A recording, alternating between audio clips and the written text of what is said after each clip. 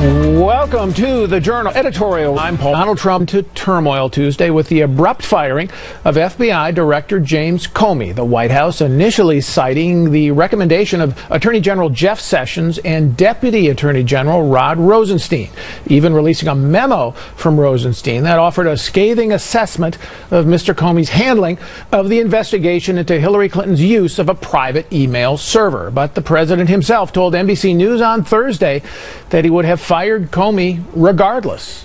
I was going to fire Comey. There's no good time to do it, by the way. He made a recommendation, but regardless of recommendation, I was going to fire Comey. Michael Mukasey served as the 81st Attorney General of the United States. Welcome. Thanks for coming in. Good to be here. First point, is there any doubt in your mind that as a legal matter, the president had the right, the authority to fire James Comey? None. None. None. The FBI director is a part of the executive. The president is the head of the executive command at the Justice Department.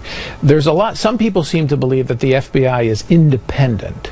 That is not true. It is not true. The FBI director is supposed to report to the Deputy Attorney General, who then reports to the Attorney General. That's the way it's supposed to work. Okay. And the FBI is not some independent branch of government. Okay. So ultimately, this is the basis of the critique that Mr. Rosenstein, the Deputy Attorney General, only in the job now for 2 weeks, confirmed 2 weeks ago, baptism by fire. By fire. He, in his critique that he laid out in that memo of the FBI director's behavior. You've read the memo. I've read the memo. What do you think of the analysis? The analysis is spot on, and I say that not only because I'm quoted analysis, right, as are several other of both parties. Of both parties, right. But it's quite clear. The FBI director has the authority, or is supposed to investigate cases and then bring his or her findings to the Attorney General. Or to some other designee at the department then to evaluate, to a prosecutor, to evaluate whether a case should be brought or not. It is not the job of the Attorney General to decide whether the case should be brought or not.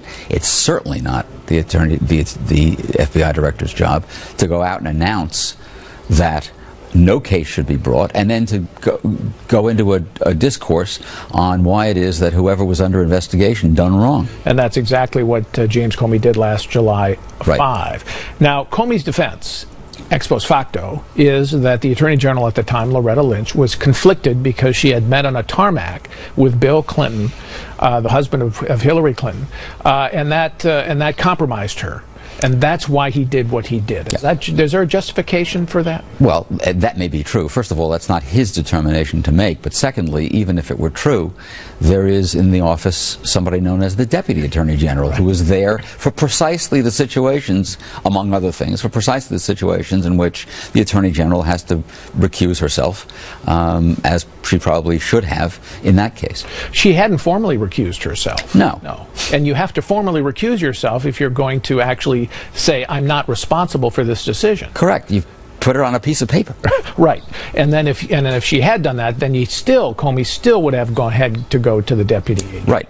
Now, another thing that Rosenstein said in that memo, which was related to the statement that Comey made, the letter he sent to Capitol Hill, saying that he'd reopened the case 11 days before the election, which of course created all of that turmoil. And Comey said later, I had to do that because I felt I couldn't conceal what had occurred. And Rosenstein's memo said, that's not your job either. Concealment, silence in a case does not mean conceal. Do you agree with that? Of course. Concealment is an active, is an act. Right. Simply not talking about an investigation is simply not talking about an investigation, which is what the FBI director is supposed to do. That's the norm. That's the norm. When you start an investigation, you don't go out and announce it and think that you're concealing the existence of the investigation by not announcing it.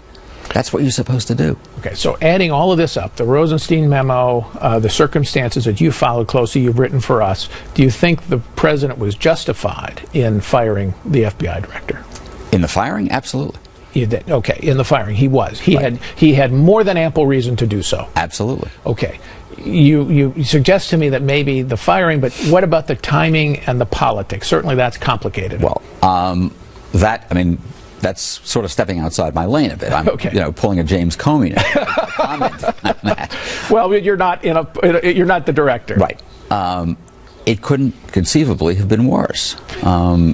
The timing was awful. It was made to appear as if somebody was trying to derail an investigation. And of course, you don't derail an investigation by firing the director, because the director doesn't conduct investigations. That's done by agents out in the field. Right. And is there any doubt in your mind that this investigation is going to continue no matter who runs the FBI? Absolutely. And McCabe said so. The deputy director was up on Capitol Hill saying there'd been no interference and we're going ahead with it. And in my experience with the FBI, it shouldn't be this way, perhaps, but it's pretty porous. If there are facts that they discover and they think it's being covered up, that's going to come out. Is that your experience? Of course. The FBI knows how to keep information in confidence. It also knows how to release it to its particular benefit. We've seen that many times over the years. And there's no way that you kill an investigation by firing the director. All right. Or by firing anybody.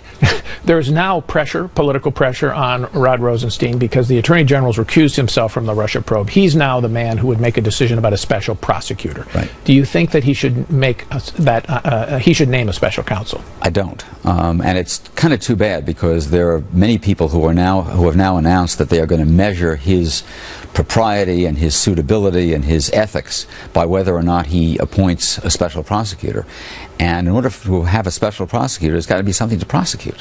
And as far as I know, there is no crime being investigated. This is a counterintelligence investigation, not a criminal investigation. And explain the difference. The FBI has two functions. One is, of course, the traditional one. We all know it investigates crimes. Right. It, after 9/11, was given an intelligence gathering function and a counterintelligence function, which the counterintelligence function actually it's had for a long time.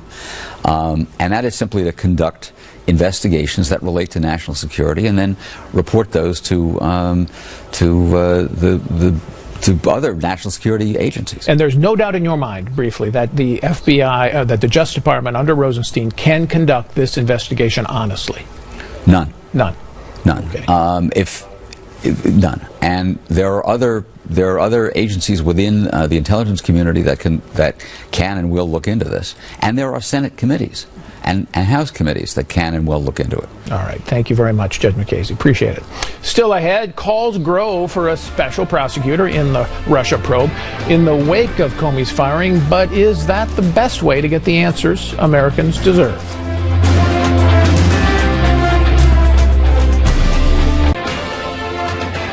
I have said from the get-go that I think a special prosecutor is the way to go. But now, with what's happened, it is the only way to go. Only way to go to restore the American people's faith.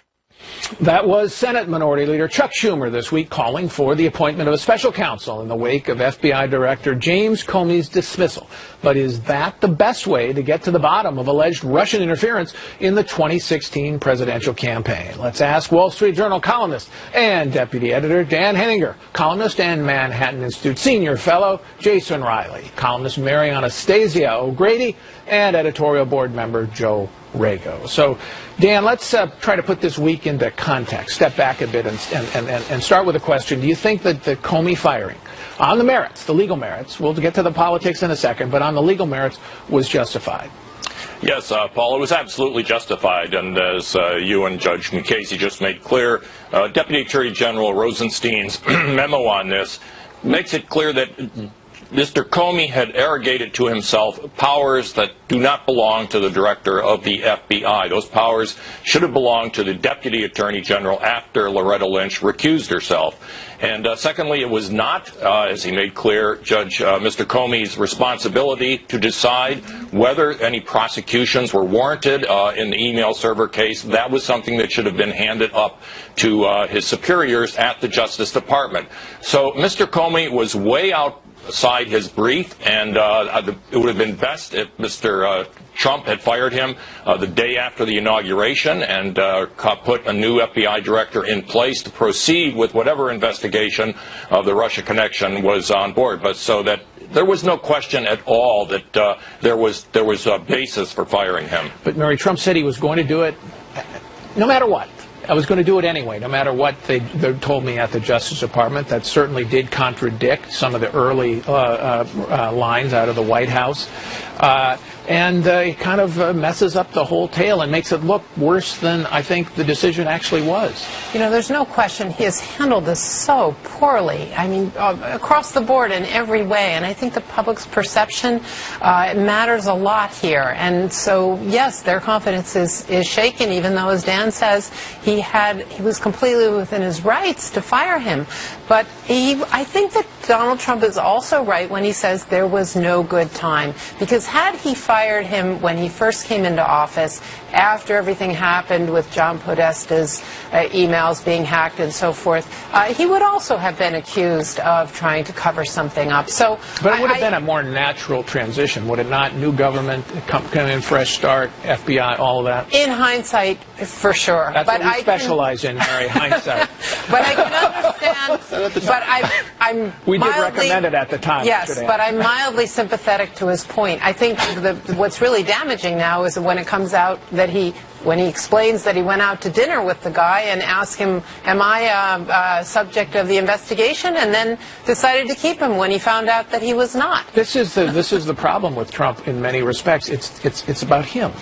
It's about him, but also the management of this. It's not just the timing, it's the rollout. Did they learn nothing from the rollout of the travel ban? You have to get your ducks in order. You have to get everyone on the same page, Paul. This is a very important decision. Why not hold a press conference, give a speech to the American people? This is why we need a new FBI director. He's damaged the credibility of the institution, and he has to go, and here's why. He could have anticipated all of the responses to this and handled them in a press conference. So, and the leaking that has gone on daily, it has been a very exhausting week in that sense. There was one Washington Post story that said there were 30 sources. 30 sources. I mean, there's leaking, and then there's Niagara Falls.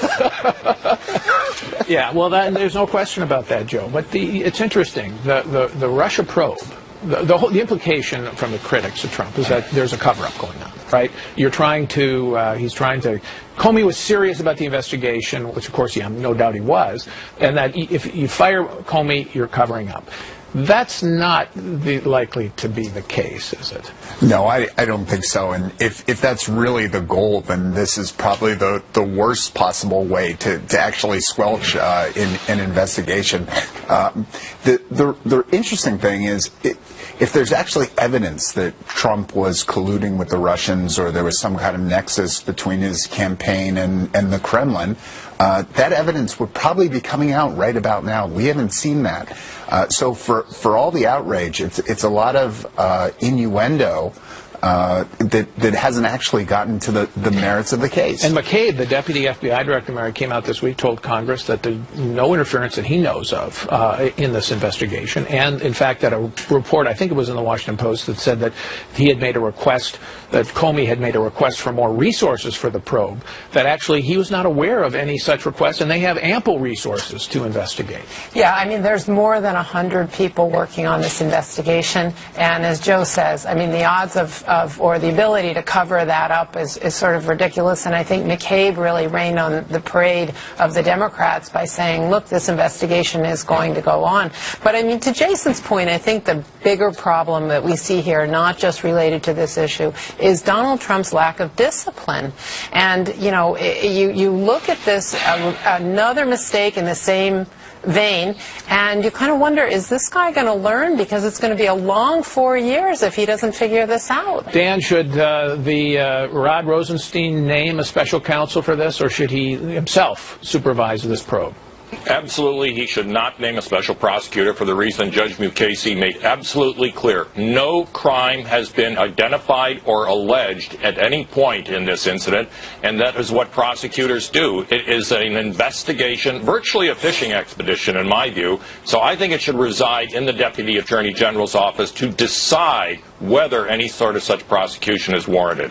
All right, thank you all very much. When we come back, Democrats are already targeting Republicans in swing House districts following last week's health care vote. So what does the GOP need to do to sell its plan to voters?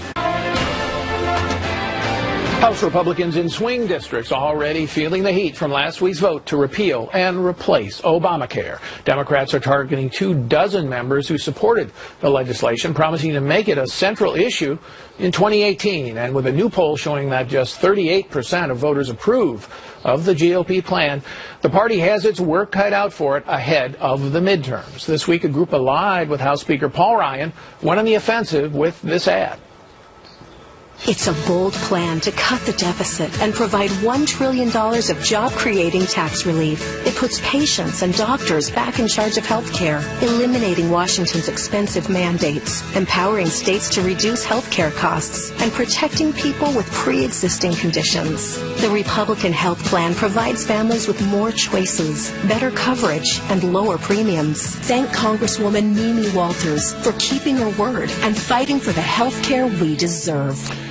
So, Joe, Democrats clearly think they've made this is their ticket back to the majority. Do you agree?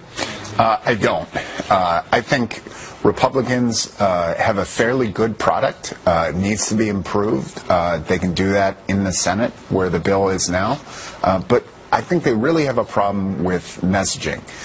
They are not they have not done a good job explaining what's in the bill, how it would work, how it would improve people's access to health care. Now I want to listen to another explanation for the bill. We've got the Democratic attack ad that's running. Let's listen. Congresswoman McSally just voted for a disastrous health care repeal bill opposed by the American Medical Association, AARP, and the American Cancer Society.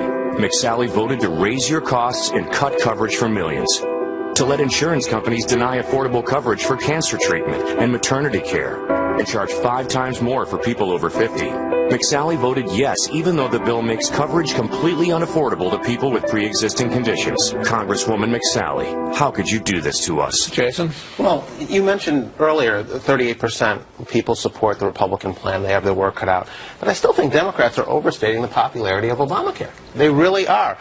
Only about 1 in 4 Americans support Obamacare in its current form. Only about 40% of Democrats support Obamacare as is. You've meanwhile got around 70% of Americans who either want significant changes to it or want it to start from scratch. So you have to be careful. So in addition to fulfilling a campaign promise, I think Republicans also need to deal with the unpopularity of this current plan. And, you know, Aetna is pulled out of 2 more states recently, Nebraska and Delaware. For 2018. They said they're going to lose about $200 million this year. Remember, they were big backers of Obamacare. And that's in the early happening years. whether or not the Congress acts. If Congress does nothing, you're going to see that exchanges deteriorate. Yes. Well, I think that the Republicans should focus on the fact that the Democrats have, it seems to me, completely given up on this idea of the exchanges. That was how it was sold, but really what they're talking about now is single payer.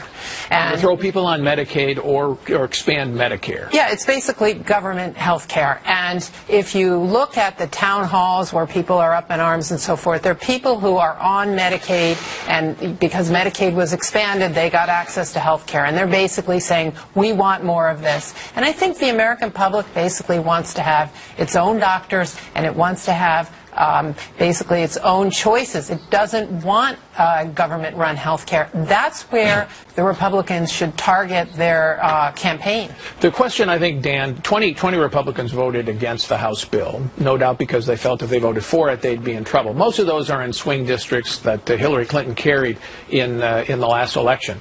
Do you think there's an element of safety there if they didn't vote for this, or would these folks be washed out anyway if there's a wave? Well, I think they were in a tough spot, no question about it. And they're in a tough spot because they're on the defensive, Paul. I mean, the Republicans have to understand they are in a political war over this health care bill.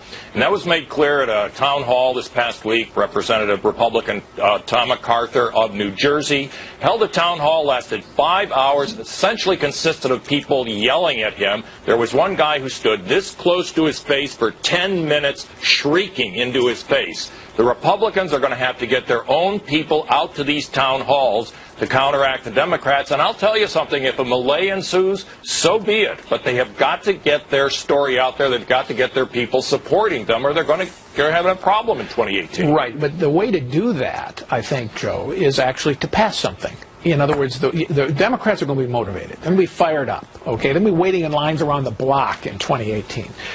Republicans can't stop that. The only thing you can do is to get your own people also excited about the election, and that's by actually showing some legislative success with the power they have. Exactly. Defend an accomplishment, point to specific things, how it will improve people's lives, much better than trying to defend a failure. Saying, well, we said for 7 years we were going to repeal and replace Obamacare. We tried, but we couldn't. Oh, well, never mind. Meanwhile, the exchanges go downhill, Jason. But one of the other challenges here are getting Republicans in order, too. You've got Ted Cruz, you've got Rand Paul, two guys that specialize in obstructing everything that are going to be out there, and you've got more moderate Republicans like in Ohio. No question there's going to be a challenge in the Senate. We'll see what happens. Still ahead as he prepares for his first trip abroad, a look at Donald Trump's foreign policy as the unconventional candidate turned into a conventional Republican president, or will our allies be surprised? Amid the political turmoil here at home, President Trump is preparing for his first trip overseas, leaving late next week for stops in Saudi Arabia, Israel, and Rome, before attending a NATO meeting in Brussels and a G7 meeting in Sicily. So what should our allies expect? Earlier, I spoke to Walter Russell Mead. He's a fellow at the Hudson Institute, a professor of foreign affairs at Bard College, and editor-at-large of the American Interest. When Donald Trump ran for president, he was an unconventional candidate, to say the least, especially in foreign policy. But now a lot of people look at him as president and say, you know what, it's a pretty conventional foreign policy, maybe even normal, if you can use that word, for a Republican president. You agree? Yes and no. His appointments, the core national security team is as normal as it gets. Didn't start out that way, but it soon became that way. On some of the key issues like NAFTA, like the alliance with Korea, he has moved away from what once seemed very non-mainstream positions. Right. On the other hand, he can still surprise us on any given morning. By what he tweets or what he says, like considering pulling out of NAFTA, for example, right. And then has to walk that back as his aides talked to the Canadians and Mexicans and said, get on the phone and talk them off the ceiling. Or in the middle of a tight Korean presidential election, say we're going to make them pay for the missiles. Okay, on that point, since we're there, how is that for an American ally? That's got to be disconcerting. In a sense, in Korea and in Japan, I think a lot of people have the feeling that they're betting their future on the capabilities of the American president. And that's an unsettling thing. I think that Mattis and Tillerson and McMaster have all done a pretty good job of broadcasting a message that American policy is what it was. Secretary of Defense, State, and National Security. Exactly. So that's a pretty powerful team, and they're all people Trump appointed. So if you're an ally sitting in South Korea or Japan, you have to say, we're going to roll with the odd comment and actually keep our eyes on the main policy? Is that the way you have to approach this? That's what you have to do, but also you have to explain it to your public opinion. Right. Because the public opinion is reading the tweets and seeing the remarks, and so it's not just something that you control within the government. Okay. Now, where would a Donald Trump foreign policy, you think, differ from, say, the last couple of Republican presidents? Well, I think if you compare him to George W. Bush, George W. Bush was very much about spreading democracy, and especially in the second term with Condi Rice's influence. Nation building. Nation building. Let's have elections in the Palestinian Authority. Right. And that will bring peace and democracy to everybody. So I think the Wilsonian element in American foreign policy, which has been a pretty strong theme for a while, has had so many failures, really, under both Bush and Obama to some degree. Think of the Libya invasion, that Trump has pushed that way in the background. I think any American president right now would be devaluing that some, because we've been burned, and the American people are not that eager to make sacrifices for something they think may not happen. But that doesn't necessarily mean isolationism. It doesn't mean disengagement from the world. And in fact, Trump in his first couple of months here has sent missiles into Syria. No, right, exactly. And I think when I think of where does Trump come from in the spectrum of American history, I think of Andrew Jackson, who was certainly a president who believed in unilateral American action and use of force. But Jackson was very global. He mobilized the fleet against France. That's when we were basically not even a full continental nation. Exactly. He shelled the village in Sumatra. So he was a very forceful and global-minded president. But also you think of Alexander Hamilton, who saw the international economy as an important thing. The United States had to be engaged in the international economy, but on favorable terms, and in a way that would build the strength of the American nation, which would then protect us. So be engaged with the world, but don't, and not afraid to use force, but you're not going to have long-term, permanent, new commitments, you don't think, around the world? Well, I think it would depend on events. I mean, any president, something happens and you have to respond. I do think that both in Asia and in the Middle East, Trump, if anything, is strengthening some of our traditional alliances more than, say, Obama did. Okay. So, with the Saudi Arabians and the Israelis are looking forward to his visit with some anticipation. All right, let's talk about Russia, because this week the president met with Sergei Lavrov, the Russian foreign minister, with a photo op that Vladimir Putin loved and wanted, and yet the timing was very awkward given what we've been having in domestic politics with the Russia probe and at the FBI. How do you see Trump's Russia policy so far?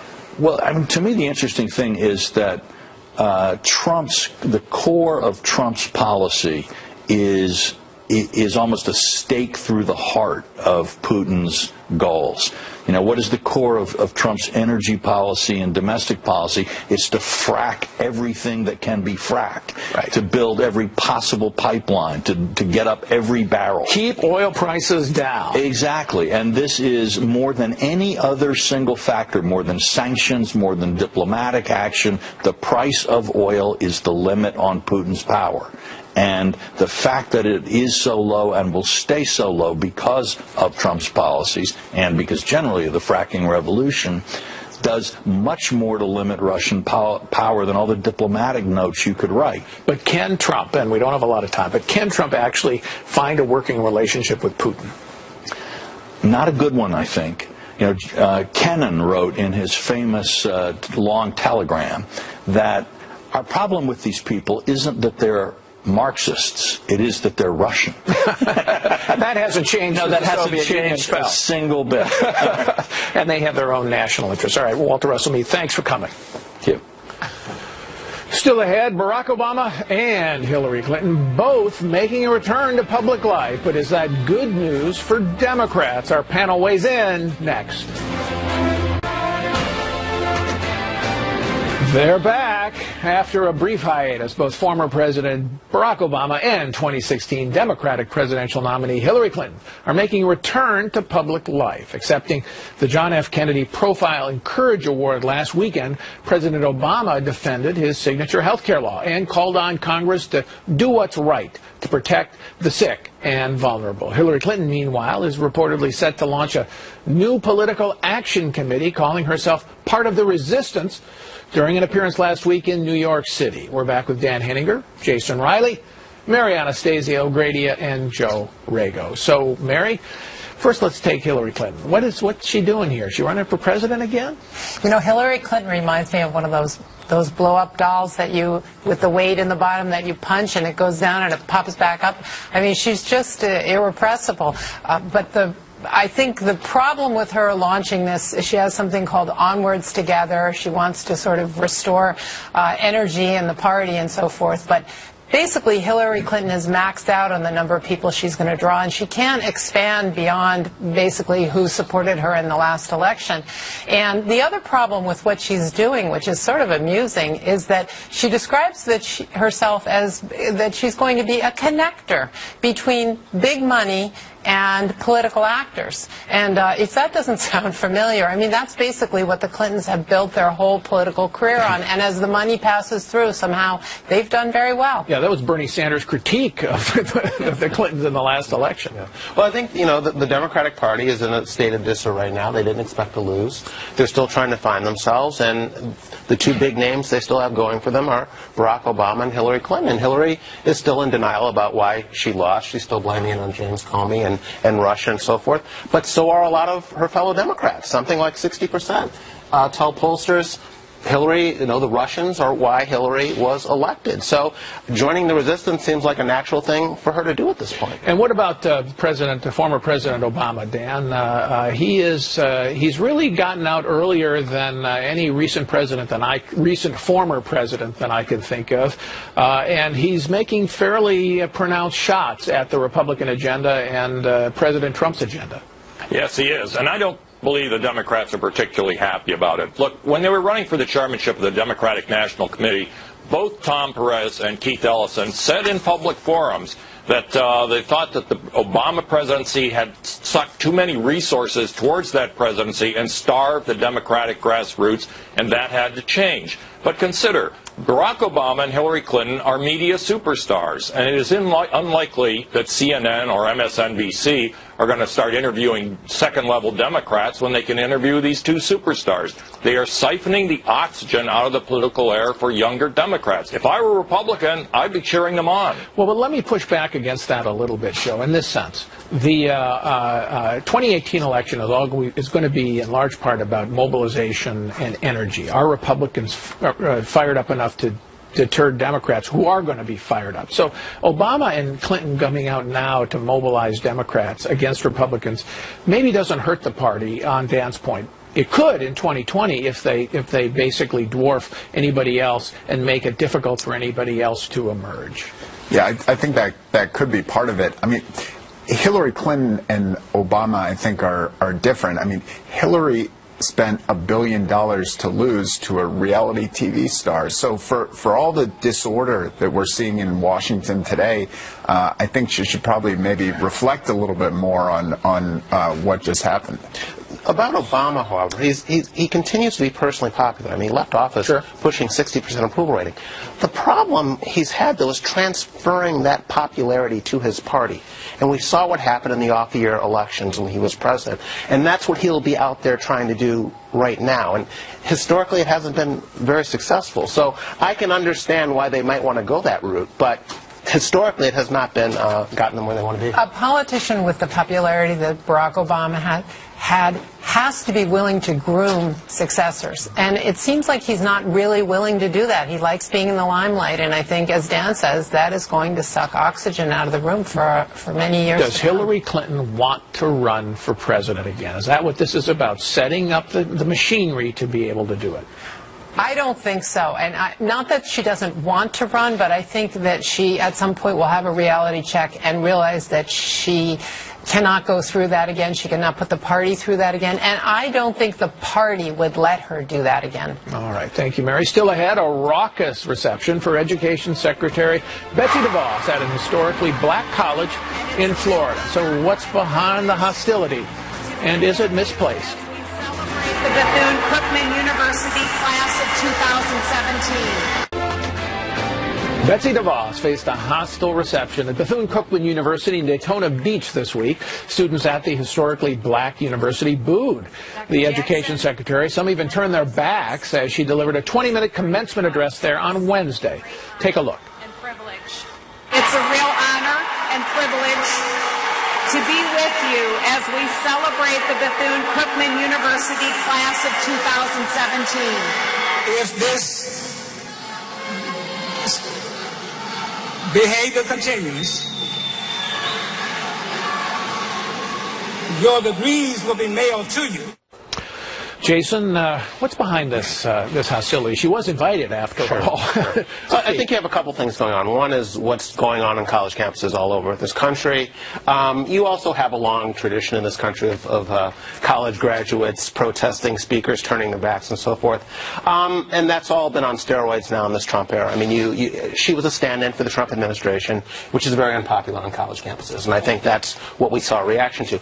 It's particularly unsettling in her case, however, because if there is one member of the administration who in a previous life had done a lot for black Americans, particularly in offering educational choices to them and working to get low-income blacks better access to better schools, it is Betsy DeVos. And it's a shame that she was not allowed to explain her vision for bringing educational opportunities to low-income blacks. And explain what she did. She worked for something called Americans for School. I'm blanking on the exact name of her organization. Educational Freedom or something like that. But Betsy DeVos spent a lot of money pushing for school choice, which is very popular in the black community. You wouldn't know that from the black leadership. Vouchers, charter schools, homeschooling, you name it. She wants better educational options. And she's pushing for the types of schools that are, in fact, closing the achievement gap. So she really did deserve to be heard on this subject, and it's a shame she wasn't able to. Kudos, though, to the president, Bethune-Cookman, for standing up and saying, look, let's tone it down, or we're going to call this whole thing off. Well, I thought that was fantastic. And I wondered when I was listening to those students, what they had learned in the 4 years when they were at that school, because obviously tolerance was not one of the items on the agenda. By the way, Betsy DeVos's organization was the Foundation for Excellence in Education.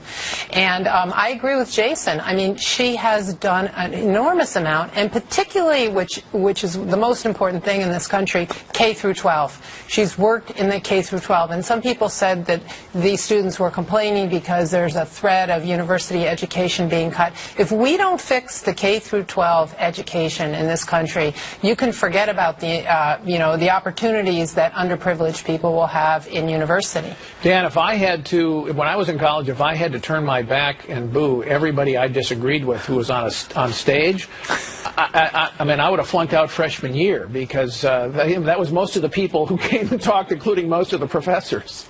Yeah, well, that's for sure. But the times have changed. And, there was this very specific, discrete incident that caused this, which was a signing statement that Donald Trump issued last Friday on the budget. Had about 11 abstruse paragraphs in it. In the final paragraph, there was something a lot of people interpreted to say he was going to withhold $20 million from the historically black colleges. This became a firestorm on black social media. It was fed into those students, and they reacted to it. And this is why White House staffs really fly-spec everything that a president puts his name to. This wasn't justified, but there was this issue behind it that drove this kind of reaction. What should Betsy DeVos do going forward to make her case?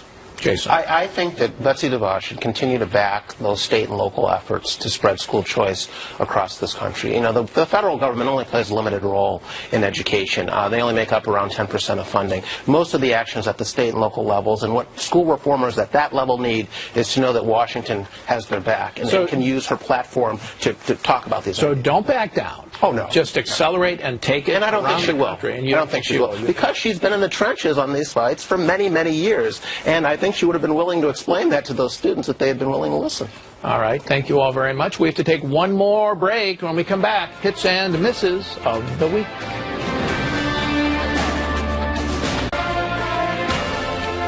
Time now for our hits and misses of the week. Jason, start us off. Paul, on Thursday, New Orleans removed a statue of Confederate President Jefferson Davis. I have no problem with the city doing that, but I do wonder about the priorities of the liberal activists who place so much time and energy into these gestures. New Orleans is a place where the murder rate last year was the highest it's been since 2012. The black-white student achievement gap has been widening in recent years. Last year, black unemployment in Louisiana was double digits. A statue of Jefferson Davis coming down is not going to solve any of those problems. So I'm kind of wondering why they're so focused on things like this. Jason, thank you. Joe? Paul, miss this week to the Department of Homeland Security, which is probably going to expand its laptop ban to flights from Europe as well as the Middle East. If the risk is that a laptop can be used to conceal a bomb or detonate a bomb, that would be good to know. But in that case, it should apply to flights from Asia and domestic flights.